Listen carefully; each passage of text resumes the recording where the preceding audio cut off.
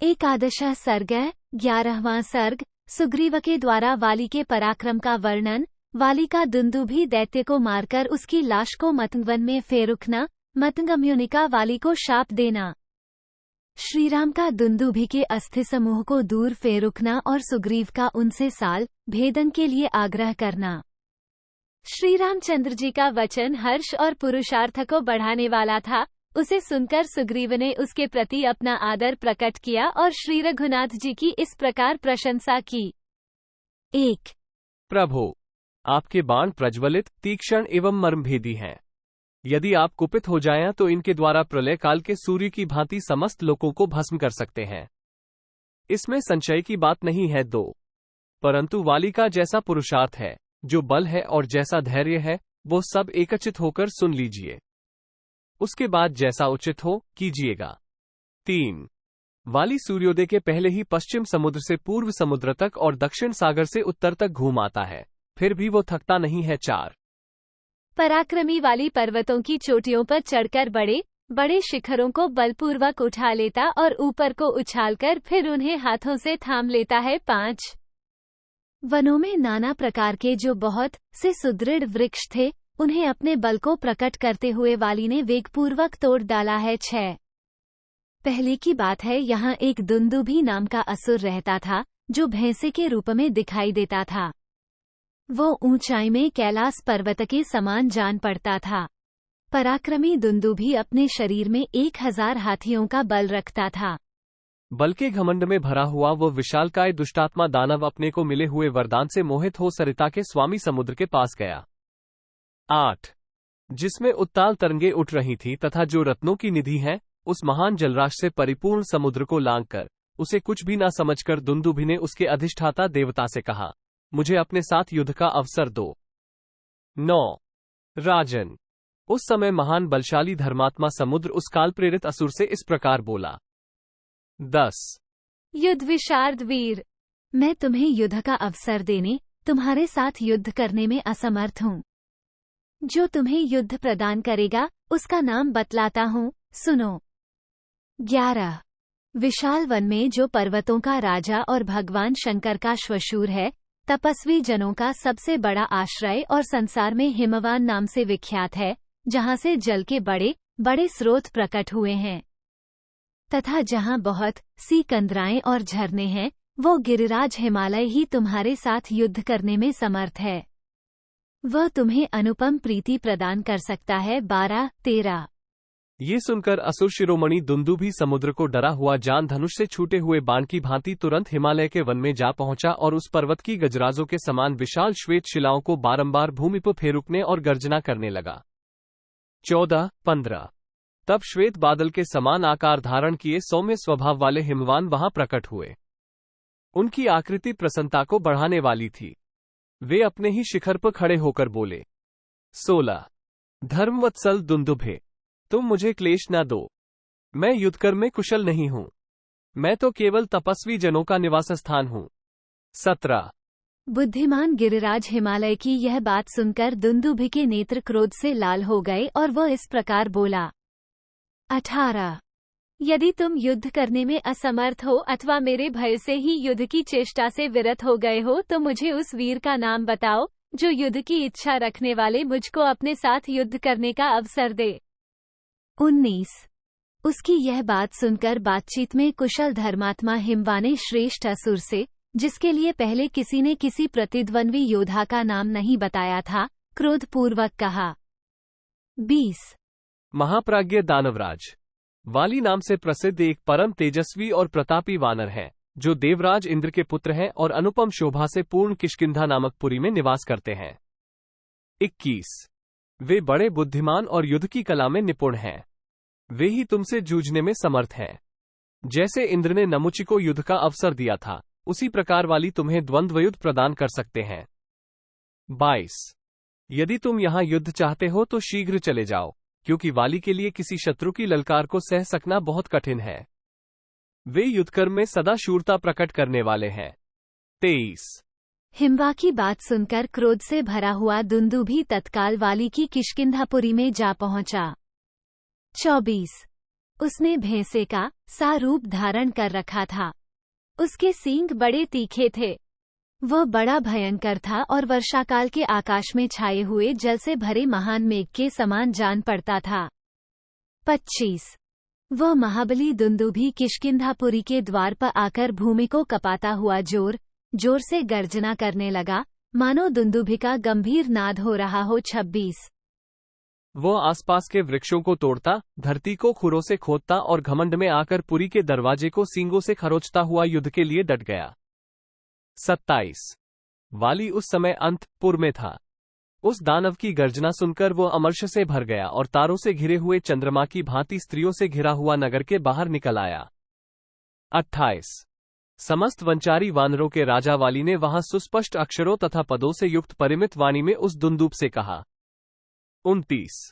महाबली दुंदुभे, मैं तुम्हें अच्छी तरह जानता हूँ। तुम इस नगर द्वार को रोककर क्यों गरज रहे हो? अपने प्राणों की रक्षा करो। 30। बुद्धिमान वानराज वाली का यह वचन सुनकर दुंदुभी की आंखें क्रोध से लाल हो गईं। वह उससे इस प्रकार बोला। 31। वीर, तुम्हें स्त्रियों के समीप ऐसी बात नहीं कहनी चाहिए। मुझे युद्ध का अवसर दो, तब मैं तुम्हारा बल समझूंगा। 32। अथवा वानर, मैं आज की रात में अपने क्रोध को रोके रहूंगा। तुम स्वेच्छानुसार कामभोग के लिए सूर्योदय तक समय मुझसे ले लो। 33। वानरों को हृदय से लगाकर जिसे जो कुछ देना हो दे दो। तुम समस्त कपियों के राजा होना। अपने सुहृदों से मिल लो, सलाह कर लो। 34। किष्किंधापुरी को अच्छी तरह देख लो। अपने समान पुत्र आदि को इस नगरी के राज्य पर अभिषिक्त कर दो और स्त्रियों के साथ आज जी भरकर क्रीड़ा कर लो। इसके बाद मैं तुम्हारा घमंड चूर कर दूंगा। 35। जो मधुपान से मत्त, प्रमत्त, असावधान, युद्ध से भगे हुए, अस्त्र रहित, दुर्बल, तुम्हारे जैसे स्त्रियों से घिरे हुए तथा मदमोहित पुरुष का वध करता है, वह विश्व में गर्भ हत्यारा कहा जाता है। 36।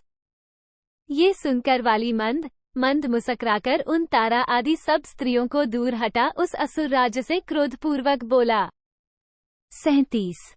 यदि तुम युद्ध के लिए निर्भय होकर खड़े हो तो यह न समझो कि यह वाली मधु पीकर मतवाला हो गया है। मेरे इस मद को तुम युद्धस्थल में उत्साह वृद्धि के लिए वीरों द्वारा किया जाने वाला औषध विशेष का पान समझो। 38। उससे ऐसा कहकर पिता इंद्र की दी हुई विजयदायिनी सुवर्णमाला को गले में डालकर वाली कुपित हो युद्ध के लिए खड़ा हो गया। 39। कपिश्रेष्ठ वाली ने पर्वताकार दुंदुभी के दोनों सींग पकड़कर उस समय गर्जना करते हुए उसे बारंबार घुमाया। 40। फिर बलपूर्वक उसे धरती पर दे मारा और बड़े जोर से सिंहनाद किया। पृथ्वी पर गिराए जाते समय उसके दोनों कानों से खून की धाराएं बहने लगीं। 41। क्रोध के आवेश से युक्त हो एक दूसरे को जीतने की इच्छा वाले उन दोनों दुंदुभी और वाली में घोर युद्ध होने लगा। 42। उस समय इंद्र के तुल्य पराक्रमी वाली दुंदुभी पर मुक्कों, लातों, घुटनों, शिलाओं तथा वृक्षों से प्रहार करने लगा। 43। उस युद्धस्थल में परस्पर प्रहार करते हुए वानर और असुर दोनों योद्धाओं में से असुर की शक्ति तो घटने लगी और इंद्र कुमार वाली का बल बढ़ने लगा। 44। उन दोनों में वहां प्राणातकारी युद्ध छिड़ गया। उस समय वाली ने दुंदुभी को उठाकर पृथ्वी पर दे मारा, साथ ही अपने शरीर से उसको दबा दिया, जिससे दुंदुभी पिस गया। 45। गिरते समय उसके शरीर के समस्त छिद्रों से बहुत सा रक्त बहने लगा। वो महाबाहु असुर पृथ्वी पर गिरा और मर गया। 46। जब उसके प्राण निकल गए और चेतना लुप्त हो गई, तब वेगवान वाली ने उसे दोनों हाथों से उठाकर एक साधारण वेग से 1 योजन दूर फेंक दिया। 47। वेगपूर्वक फेरुके गए उस असुर के मुख से निकली हुई रक्त की बहुत सी बूंदें हवा के साथ उड़कर मतंग मुनि के आश्रम में पड़ गईं। 48। महाभाग, वहां पड़े हुए उन रक्त बिंदुओं को देखकर मतंग मुनि कुपित हो उठे और इस विचार में पड़ गए कि ये कौन है जो यहाँ रक्त के छींटे डाल गया है। 49।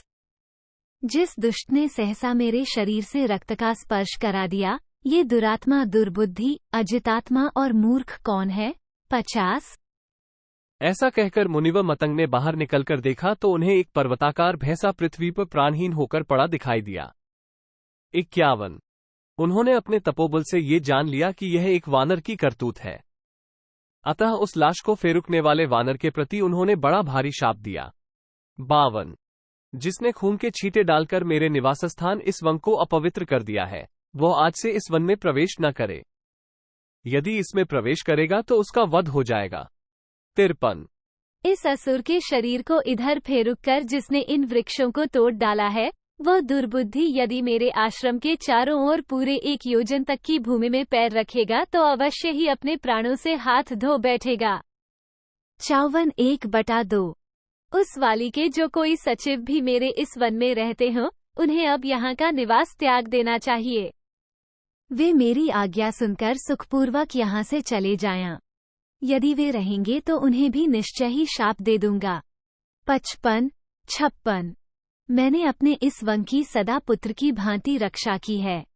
जो इसके पत्र और अंकुर का विनाश तथा फल मूल का अभाव करने के लिए यहाँ रहेंगे, वे अवश्य शाप के भागी होंगे। 57 आज का दिन उन सब के आने जाने या रहने की अंतिम अवधि है। आज भर के लिए मैं उन सबको छुट्टी देता हूँ। कल से जो कोई वानर यहाँ मेरी दृष्टि में पड़ जाएगा, वो कई हजार वर्षों के लिए पत्थर हो जाएगा। 58 मुनि के इस वचन को सुनकर वे सभी वानर मतंग वन से निकल गए। उन्हें देखकर वाली ने पूछा। 59 मतंग वन में निवास करने वाले आप सभी वानर मेरे पास क्यों चले आए? वनवासियों की कुशल तो है ना? 60 तब उन सभी वानरों ने सुवर्णमालाधारी वाली से अपने आने का सब कारण बताया तथा जो वाली को शाप हुआ था उसे भी कह सुनाया। 61 वानरों की कही हुई यह बात सुनकर वाली महर्षि मतंग के पास गया और हाथ जोड़कर क्षमा याचना करने लगा।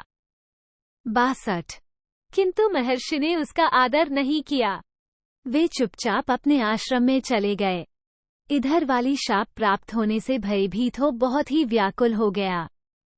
63 नरेश्वर तब से उस शाप के भय से डरा हुआ वाली इस महान पर्वत ऋष्मु के स्थानों में न तो कभी प्रवेश करना चाहता है और न इस पर्वत को देखना ही चाहता है। 64 श्री राम यहाँ उसका प्रवेश होना असंभव है। ये जानकर मैं अपने मंत्रियों के साथ इस महान वन में विषाद शून्य होकर विचरता हूँ। 65 ये रहा दुंदुभि की हड्डियों का ढेर जो एक महान पर्वत शिखर के समान जान पड़ता है। वाली ने अपने बल के घमंड में आकर दुंदुभि के शरीर को इतनी दूर फेरुका था। 66 ये 7 साल के विशाल एवं मोटे वृक्ष हैं जो अनेक उत्तम शाखाओं से सुशोभित होते हैं। वाली इनमें से एक को बलपूर्वक हिलाकर पत्रहीन कर सकता है। 67 श्री राम यह मैंने वाली के अनुपम पराक्रम को प्रकाशित किया है। नरेश्वर आप उस वाली को सम्रांगण में कैसे मार सकेंगे? 68 सुग्रीव के ऐसा कहने पर लक्ष्मण को बड़ी हंसी आई। वे हंसते हुए ही बोले, कौन सा काम कर देने पर तुम्हें विश्वास होगा कि श्री रामचंद्र जी वाली का वध कर सकेंगे? 69 तब सुग्रीव ने उनसे कहा, पूर्व काल में वाली ने साल के इन 7 वृक्षों को एक एक करके कई बार बींध डाला है। अतः श्री रामचंद्र जी भी यदि इनमें से किसी एक वृक्ष को एक ही बाण से छेद डालेंगे तो इनका पराक्रम देखकर मुझे वाली के मारे जाने का विश्वास हो जाएगा। 70 71 लक्ष्मण यदि इस महिषरूपधारी दुंदुभि की हड्डी को एक ही पैर से उठाकर बलपूर्वक 200 धनुष की दूरी पर फेरुक सकें तो भी मैं यह मान लूंगा कि इनके हाथ से वाली का वध हो सकता है। 72 जिनके नेत्र प्रांत कुछ लाल थे, उन श्रीराम से ऐसा कहकर सुग्रीव 2 घड़ी तक कुछ सोच विचार में पड़े रहे। इसके बाद वे ककूटस्थ कुलभूषण श्रीराम से फिर बोले। 73 वाली शूर है और स्वयं भी उसे अपने शौर्य पर अभिमान है। उसके बल और पुरुषार्थ विख्यात हैं। वह बलवान वानर अब तक के युद्धों में कभी पराजित नहीं हुआ है। 74 इसके ऐसे कर्म देखे जाते हैं जो देवता के लिए दुष्कर हैं और जिनका चिंतन करके भयभीत हो मैंने इस ऋषमुख पर्वत की शरण ली है। 75 वानरराज वाली को जीतना दूसरों के लिए असंभव है। उस पर आक्रमण अथवा उसका तिरस्कार भी नहीं किया जा सकता। वह शत्रु की ललकार को नहीं सह सकता। जब मैं उसके प्रभाव का चिंतन करता हूँ तब इस ऋषमुख पर्वत को एक क्षण के लिए भी छोड़ नहीं पाता हूँ। 76 ये हनुमान आदि मेरे श्रेष्ठ सचिव मुझ में अनुराग रखने वाले हैं। इनके साथ रहकर भी मैं इस विशाल वन में वाली से उद्विग्न और शंकित होकर ही विचरता हूं। 77। मित्र वत्सल, आप मुझे परम स्पृहणीय श्रेष्ठ मित्र मिल गए हैं। पुरुष सिंह, आप मेरे लिए हिमालय के समान हैं और मैं आपका आश्रय ले चुका हूं, इसलिए अब मुझे निर्भय हो जाना चाहिए। 78। किंतु रघुनंदन, मैं उस बलशाली दुष्ट भ्राता के बल पराक्रम को जानता हूं और सम्रभूमि में आपका पराक्रम मैंने प्रत्यक्ष नहीं देखा है। 79। प्रभु, अवश्य ही मैं वाली से आपकी तुलना नहीं करता हूँ। न तो आपको डराता हूँ और न आपका अपमान ही करता हूँ। वाली के भयानक कर्मों ने ही मेरे हृदय में कातरता उत्पन्न कर दी है। 80। रघुनंदन, निश्चय ही आपकी वाणी मेरे लिए प्रमाणभूत है, विश्वसनीय है, क्योंकि आपका धैर्य और आपकी ये दिव्य आकृति आदि गुण राख से ढकी हुई आग के समान आपके उत्कृष्ट तेज को सूचित कर रहे हैं। 81। महात्मा सुग्रीव की यह बात सुनकर भगवान श्रीराम पहले तो मुस्कुराए, फिर उस वानर की बात का उत्तर देते हुए उससे बोले। 82। वानर, यदि तुम्हें इस समय पराक्रम के विषय में हम लोगों पर विश्वास नहीं होता तो युद्ध के समय हम तुम्हें उसका उत्तम विश्वास करा देंगे। 83।